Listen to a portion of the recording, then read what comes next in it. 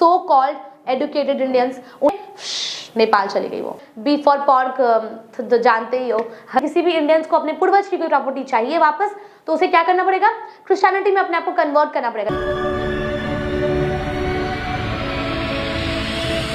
Hey guys, welcome back to our channel Dinomics classes. मैं हूं अंकिका, आप सबकी मेंटर, और आज हम करने वाले हैं हमारा हिस्ट्री सिविक्स क्लास 10 की फर्स्ट चैप्टर, जो कि है first war of independence 1857।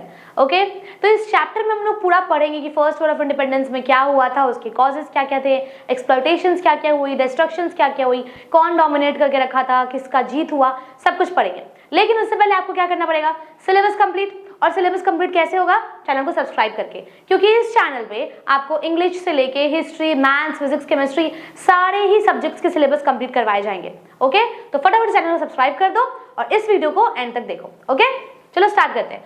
First war of independence 1857। अब अगर मान लो हम लोग किसी वॉर का बात करें तो सबसे पहले क्या जरूरी होता है कि वो वॉर का कॉजेस क्या था, क्या ऐसी बातें थी जिसकी वजह से ये वॉर हुई थी। ओके, तो चलो देखते हैं कि पहला कॉज क्या था, पॉलिटिकल कॉज। अब पॉलिटिकल कॉज क्या है, देखो भाई, पॉलिसी ऑफ एक्सपेंशन जो कि पहली पॉलिटिकल कॉज थी। एग्जाम में ना ऐसे भी पूछा जा सकता है आपसे कि दो पॉलिटिकल कॉजेस को एक्सप्लेन करिए, तो आप इजी वाले को एक्सप्लेन करोगे, राइट। तो आपको इन सारे में से जो भी इजी लगता है, अगर मानो स्ट्रक्चर क्वेश्चन कैसे आता है 3, 3 एंड 4 ना, 3 मार्क्स का, फिर 3 मार्क्स का, फिर 4 मार्क्स का। अगर आपको पूछा जाए कि पॉलिटिकल कॉजेस बताओ, तो अगर आप 4 लर्न करके रखोगे तो अगर 3 मार्क्स का क्वेश्चन आता है पॉलिटिकल कॉज, तो कम से कम 3 तो लिखना ही पड़ेगा। एक रख लो भाई कि एक भूल गए अगर, तो चौथा वाला याद रहे। ओके, तो देखो पॉलिटिकल कॉजेस क्या क्या है। पहला क्या है हमारा, पॉलिसी ऑफ एक्सपेंशन। अब ये क्या होता है, देखो, after the battle of Plassey the British began to conquer India territories rapidly.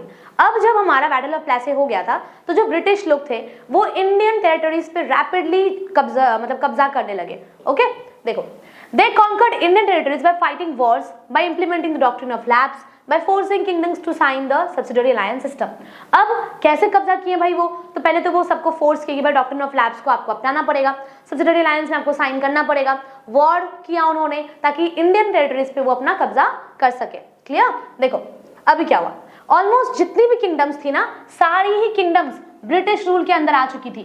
ठीक है, 1856 तक, क्या बोला मैंने, 1856 तक इंडियन की जितनी भी किंगडम्स थी वो सब किसके हाथों आ गई थी, किसके कब्जे में आ गई थी, ब्रिटिश के कब्जे में आ गई थी, जितनी भी किंगडम्स थी। Okay, this created resentment among the kings and their subjects. अब इसकी वजह से क्या हुआ, जो इंडियन स्लेव थे ऑब्वियसली गुस्सा तो होंगे और उनको बुरा भी लगा इस बात का। ठीक है, सेकेंड क्या था हमारा, डॉक्ट्रिन ऑफ लैप्स। अब डॉक्ट्रिन ऑफ लैप्स के अनुसार क्या होता है, इसको इंट्रोड्यूस किसने किया था, पहले ये देख लो, लॉर्ड डलहौजी। कभी कभी ना एमसीक्यू में पूछता है who introduced doctrine of lapse, तो आप क्या लिखोगे, कौन सा एमसीक्यू सही होगा, लॉर्ड डलहौजी। ओके, याद कर लो, डॉक्ट्रिन ऑफ लैप्स है तो डलहौजी ही किए होंगे। क्लियर, देखो अब इसमें क्या होता है ना कि अगर कोई इंडियन रूलर, ठीक है, कोई भी अपने सन को, अपने मेल हायर को छोड़े बिना अगर मर जाता है तो उसकी वो किंगडम हम लोगों को ब्रिटिश को सौंप देना होगा। देखो क्या लिखा है यहाँ पे शांति से, if any Indian ruler died without living a male heir. अगर आप कोई भी इंडियन रूलर जो है वो मेल हायर को छोड़े बिना ही अगर मर जाता है तो क्या होगा, his kingdom passed over to the British, और उसकी किंगडम किसको पास कर दी जाएगी, ब्रिटिश को दे दिया जाएगा। क्लियर, देखो doctrine of lapse, many states such as Jhansi. अच्छा, कभी कभी एमसीक्यू में ये भी आता है कि कौन कौन सी स्टेट्स इस डॉक्ट्रिन ऑफ लैप्स के अंदर थी, कौन कौन सी है, देखो Jhansi, Satara and Nagpur when annexed by the company. उसके बाद the rulers of this kingdoms like Rani Lakshmibai thus rose in revolt against the company. और रानी लक्ष्मीबाई ऐसी थी जो इसके खिलाफ खड़ी हुई, कि भाई क्यों खड़ी हुई, वैसे क्यों खड़ी हुई थी, देखो क्योंकि उनका भी जो किंगडम था, उनके किंगडम को ना उन्होंने डॉक्ट्रिन ऑफ लैप्स के अंदर ले लिया था, मतलब उन्होंने अपने तरफ ले लिया, क्योंकि उन्होंने कोई भी मेल हायर को छोड़े बिना ही वो चली गई थी। ओके, देखो एनेक्सेशन ऑफ अवाध क्या होता है, Lord Dalhousie annexed Awadh on the pretext of alleged mismanagement. अब इंडियन की मिसमैनेजमेंट बहुत बुरी थी, ठीक है, मिसमैनेजमेंट था। This was an arbitrary decision as the British seem to have broken their promises made to the British ships. अभी क्या हुआ कि क्योंकि ब्रिटिश लोगों ने कुछ प्रॉमिसेस को तोड़ दिया, कुछ प्रॉमिसेस को नहीं अपनाया, उसको फुलफिल नहीं किया, उस पे नहीं अटके, ठीक है, उसकी वजह से क्या हुआ था कि उनकी डिसीजन की वजह से बहुत सारी आर्मीज जो है, जो इंडियंस है, वो गुस्सा हो गई थी।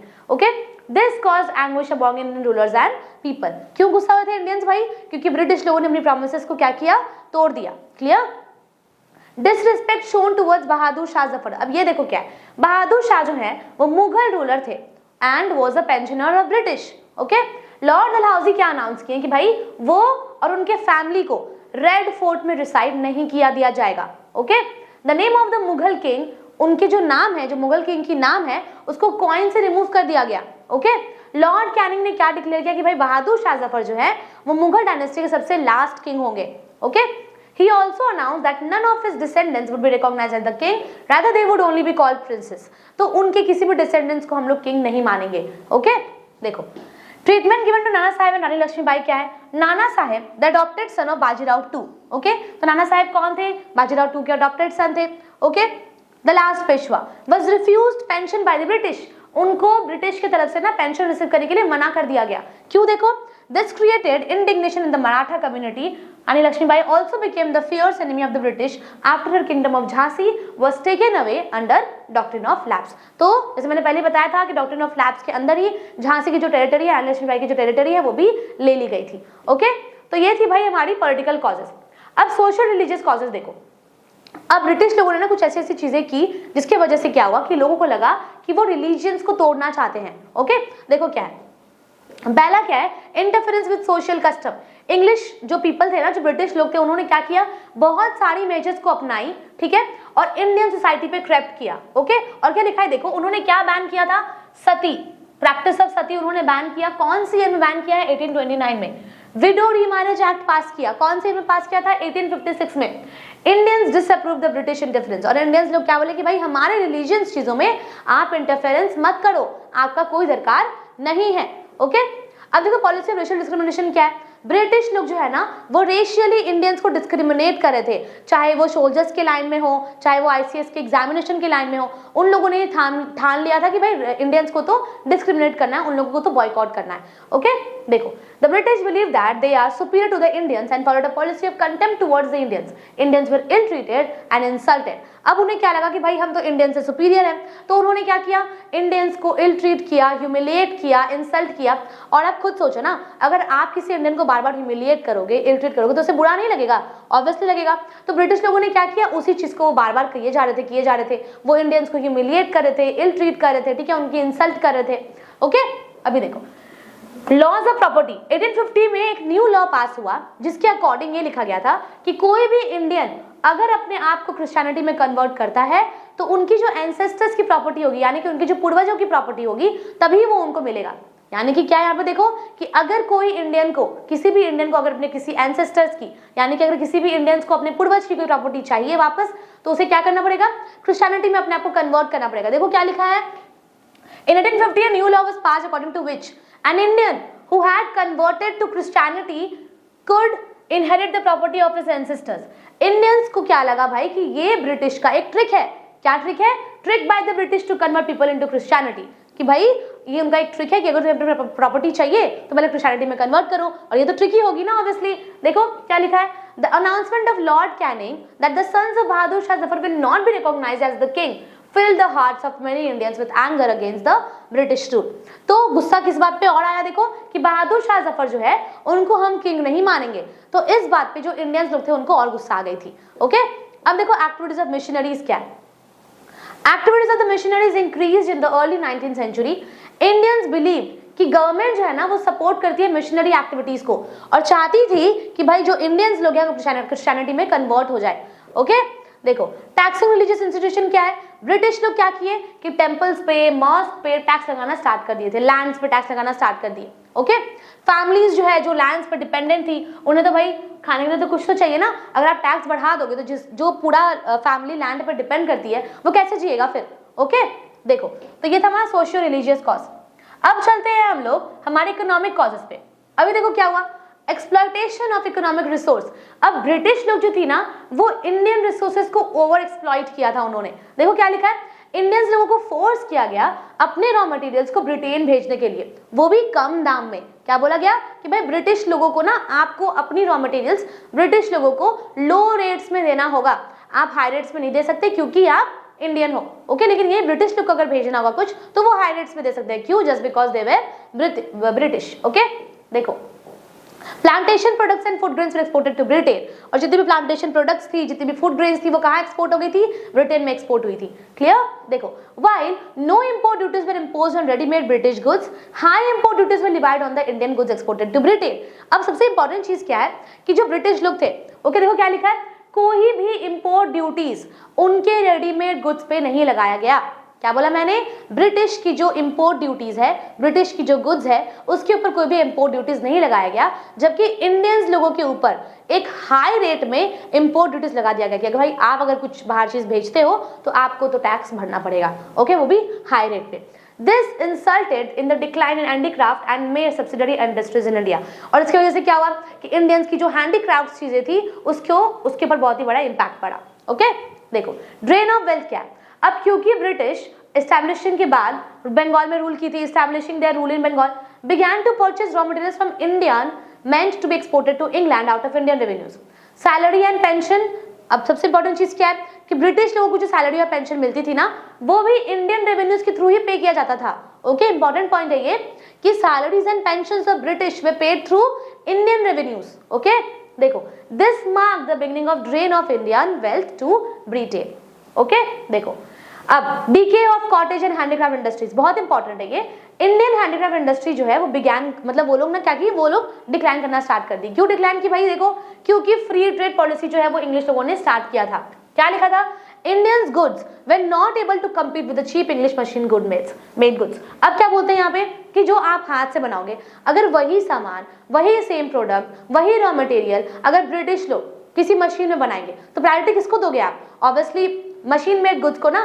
तो यहाँ पे जो हाथों से लोग बनाते थे उनकी वैल्यू क्या हो गई? कम हो गई, और वो क्या हो गया? डिक्लाइन हो गया, just because of British cheap machine made goods की वजह से। ओके, देखो further high trade duties were imported to the Indian goods entering Britain. और मैंने क्या बोला था इससे पहले कि जितनी भी इंडियन गुड्स ब्रिटेन जा रही थी उसके ऊपर हैवी इंपोर्ट ड्यूटीज लगा दिया गया। क्लियर? देखो this resulted in the loss of livelihood of many millions of artisans and weavers। अब देखो नेक्स्ट क्या है? Exploitation of Indian peasantry. अब ब्रिटिश लोगों ने क्या किया? बड़ी बड़ी टैक्सेस लगा दी। कहाँ टैक्सेस लगाई? देखो इंडियन लैंड्स के ऊपर, इंडियन पीजेंट्री के ऊपर, जो इंडियन फार्मर्स लोग थे उनके ऊपर क्या किया उन्होंने? टैक्स लगाना स्टार्ट कर दिया, वो भी बड़े बड़े अमाउंट में। देखो क्या है, for example the land revenues in Bengal, Bengal की जो लैंड रेवेन्यू है वो कंसिडरेबली बढ़ा दिया गया, और जो पीजेंट्स लोग थे उनको अपने लैंड क्या करना पड़ा? उनको अपने लैंड को बेचना पड़ा। ठीक है, टू इंक्रीज लैंड रेवेन्यू। अब देखो क्या हुआ, ट्रेडर्स और मनी लेंडर्स जो है वो पूरा बन गए थे भाई कि owners of the land did nothing to improve to quality. अब वो लोग सोचे कि भाई मेरे को कुछ नहीं करना, चुपचाप मेरा लैंड चाहिए। जो लैंडर्स ओनर थे, जो मनी लेंडर्स थे, उन्होंने कोई ऐसा स्टेप नहीं लिया जिसमें इसका कुछ इंप्रूवमेंट हो पाता। ओके, देखो poverty and famine, economic policies of the British impoverished the general Indian people। Famine became recurrent in India and nothing was done by the British to minimize the impact of famines।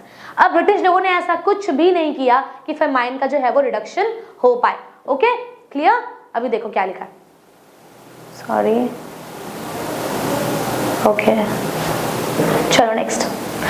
Decline of landed aristocracy। Landed aristocracy such as talukdars and hereditary landlords were deprived of their estates।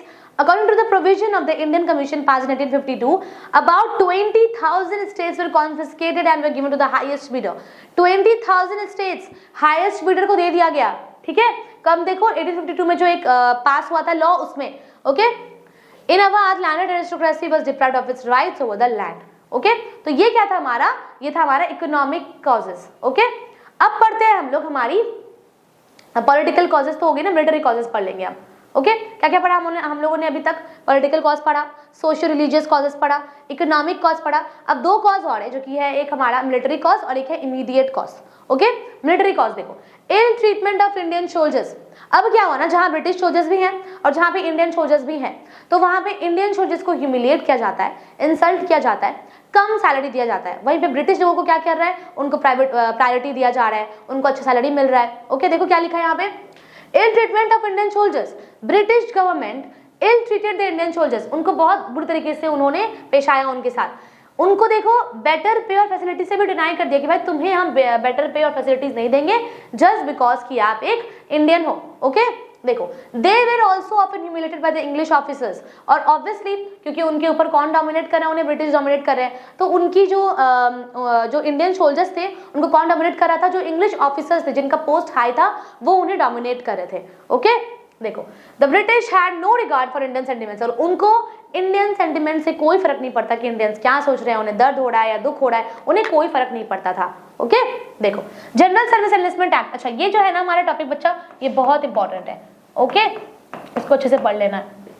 अब company ने क्या किया, company pass a new law in 1856, और इसके according क्या हुआ कि सिपाहीज जो थे ना उनको ओवरसी ट्रैवल करना पड़ेगा जब भी कंपनी को रिक्वायरमेंट होती है तब, ठीक है। It was believe by the Hindus that one could lose his cast status, कि अगर क्या बिलीव होता था हिंदू की तरफ से कि अगर वो हिंदू उस सी को क्रॉस करके जाता है तो वो अपना कास्ट स्टेटस को लूज कर लेगा, तो ऑब्वियसली तो उनके लिए तो बहुत बुरा बात है ना, तो उन्हें लेकिन जबरदस्ती वहां भेजा जाएगा। भाई देखो क्या लिखा है, सिपाही had to travel to overseas when required by the company, और अकॉर्डिंग टू हिंदू क्या लिखा है कि according to Hindu it is believe that one could lose his caste and religions if he crosses the sea, अगर वो उस सी को क्रॉस करता है तो अपना रिलीजन अपना कास्ट दोनों ही खो देगा। क्लियर। देखो द सिपाहीज thought the company was trying to defame the religion, तो सिपाहीज को क्या लगा कि भाई ब्रिटिश लोग जो है वो हमारे रिलीजन को डिफेम करना चाहते हैं। ओके देखो larger portion of Indians in the British army, अब ब्रिटिश आर्मी में इंडियन सोल्जर्स ज्यादा मात्रा में थे। क्या लिखा है देखो, the British army consisted of more Indian soldiers, it made it easier for the Indian soldiers to take up arm against the British, और ये तो भाई अच्छी बातें थी कि भाई अगर मान लो ब्रिटिश आर्मी में अगर इंडियन सोल्जर्स ज्यादा है तो वो तो अगेंस्ट ब्रिटिश कुछ कर ही सकते हैं। देखो क्या लिखा है, Mangal Pandey was hanged because he refused to use the greased cartridges, हम लोग इस बारे में आगे पढ़ेंगे वैसे, ठीक है। अभी deprivation of law allowances, post office act 1854 में पास हुआ था जिसमें फ्री प्रिविलेज थी, आप पोस्टेज कर सकते हो, जो सिपाहीज है ना उनको ये फ्री मिली थी कि भाई आप पोस्टेज एंजॉय कर सकते हो, दैट इज इन फ्री, ठीक है।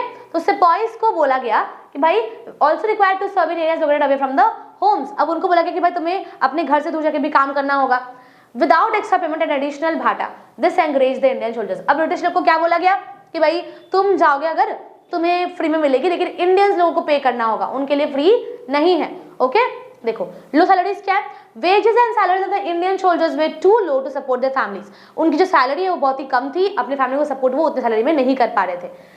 The British soldier received higher salaries, obviously British soldiers है तो उनको हायर सैलरीज ही मिलेगी। ओके नेक्स्ट देखो क्या है, इमीडिएट कॉज बहुत इंपॉर्टेंट है। अब देखो ब्रिटिश लोगों ने क्या किया था ना, एक न्यू राइफल एनफील्ड राइफल को इंट्रोड्यूस करवाया था आर्मी में, और एक राइफल में क्या होता है ना कि एक ग्रीस पेपर कवर है। ओके इस कार्ट्रिज में क्या होता है, एक पेपर है जो ग्रीस से बना हुआ है, देखो एक ग्रीस पेपर कवर है।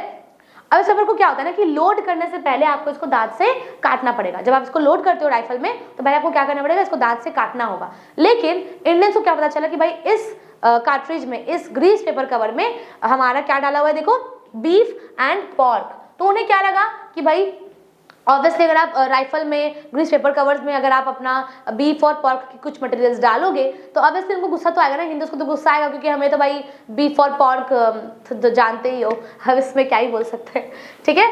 अब देखो the soldiers felt that it was a move by the British to defame the religion, Mangal Pandey क्या बोला उन्होंने, देखो कि अपने सोल्जर्स को बोला कि राइफल को इस्तेमाल मत करना, क्या बोला उन्होंने कि भाई ये राइफल जो है वो बीफ और पॉर्क से बनी हुई है, तो हम हिंदूज हैं, हम इस राइफल को इस्तेमाल क्या करेंगे, नहीं करेंगे। ओके देखो तो 29 मार्च 1857 को क्या किया, उन्होंने बैरकपुर में अटैक किया, लेटर उन्हें फांसी में दे दी गई। ओके 9 मई 1857 में 85 इंडियन सोल्जर्स क्या हुआ, 85 इंडियन सोल्जर्स ने रिफ्यूज कर दिया कि भाई हम ये ग्रीस कार्ट्रिज पेपर कवर के साथ जो राइफल है उसे हम यूज नहीं करना चाहते। ओके देखो और यही हमारा बिगिनिंग था रिवॉल्ट का, मीरठ से स्टार्ट हुई जो कि पूरे नॉर्दर्न इंडियन में स्प्रेड होते चला गया। ओके देखो ये तो इमीडिएट कॉज है, अगर आपको एग्जाम में पूछा जाता है कि what were the immediate cause तो आप यही लिखोगे।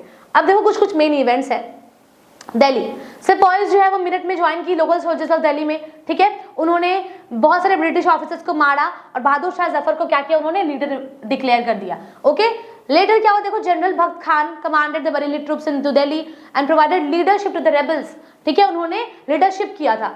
After the recapture of Delhi by troops led by sir John Nicholson, Bahadur Shah Zafar जो है उन्हें गिल्टी मान दिया गया उनके सन और उनके ग्रैंडसन को मार दिया गया था और he was exiled to Yangon in Myanmar. ठीक है, इवेंट्स बहुत इंपॉर्टेंट है। अब देखो अवाध में क्या है, 30 मई 1857 में a great rising took place in Avadh, बहुत बड़ी राइजिंग अवाध में टेक प्लेस हुई थी। ठीक है, और उसी के नेक्स्ट फ्यू डेज में पूरा जो अवाध है वो रेबल्स लोगों ने क्या किया था, कैप्चर कर लिया था।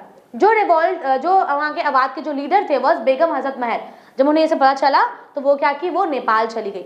ठीक है, नेपाल चली गई वो। ठीक है, अभी देखो कानपुर का क्या होता है। रिवॉल्ट इन कानपुर क्या हुआ, जिसको लीड कौन करे थे, Nana Sahib. Okay, large number of Englishman, women and children were captured and killed by the infuriated mob. अब जब नाना साहेब इसको लीड करे थे ना, तो बहुत ह्यूज नंबर में इंग्लिशमैन, उनकी वहाँ के जो मर्द थे, औरत, उनके बच्चे, बहुत लोगों को मार दिया गया था। नाना साहब जब डिफीट हो गए ब्रिटिश इन दिसंबर 1857 में, तो उन्होंने क्या किया, वो भी नेपाल चले गए, वहां जाके मर गए। ओके, देखो Jhansi, Jhansi the revolt was led by Rani Lakshmibai, बहुत इंपॉर्टेंट पर्सन। ओके, अब वहां पे रिवॉल्ट कौन लीड कर रहा था, रानी लक्ष्मीबाई लीड कर रही थी। Okay, who state was arranged bye Lord Dalhousie, जिनकी स्टेट जो है वो डॉक्ट्रिन ऑफ लैप्स के अंदर ले ली गई थी। Okay, she rose against the British and join the revolt. June 1857 में क्या हुआ, इंग्लिश लोगों ने अपनी कंट्रोल जो है वो झांसी के बहुत सारे पार्ट्स में खो दी, मतलब कि झांसी के बहुत सारे पार्ट्स में उनकी कंट्रोल जो है वो नहीं रही थी उस वक्त। ओके, जब इंग्लिश फोर्सेस ह्यूज रोज में एकदम बढ़ गई थी, तो लक्ष्मीबाई ने क्या किया, वो बहुत ही बहादुरी से उन्होंने लड़ाई किया इंग्लिश ट्रूप्स के खिलाफ। ठीक है, जो कि इम्पॉसिबल है फॉर हर, और जब उनको लगा कि भाई वो अब इम्पॉसिबल है, वो अब होल्ड नहीं कर पा रही हैं, तो उन्होंने क्या किया, वो भी कालपी चली गई। ओके, अभी देखो कालपी में जाके उन्होंने फिर से एक अनदर रिमार्केबल इंडियन लीडर बन गई थी। मतलब देखो वहां किसके साथ जुड़ गई थी, वो रिमार्केबल इंडियन लीडर जो कि है तांत्या तोप, the commander of the forces of Nana Saheb, both March two Gwalior. फिर दोनों ने साथ में मिलके ग्वालियर तक मार्च किया। ओके, अब देखो Rani Lakshmibai to the large number of British troops and was killed while fighting, Tantya Tope managed to escape. तो उन्होंने क्या किया, ब्रिटिश ट्रूप्स के साथ लड़ाई की, तांत्या तोप जो है वो भागने का कोशिश किया था उन्होंने, लेकिन लेटर क्या हुआ, वो कैप्चर हो गए थे, उन्हें ब्रिटिश लोगों ने पकड़ लिया और उन्हें मार दिया।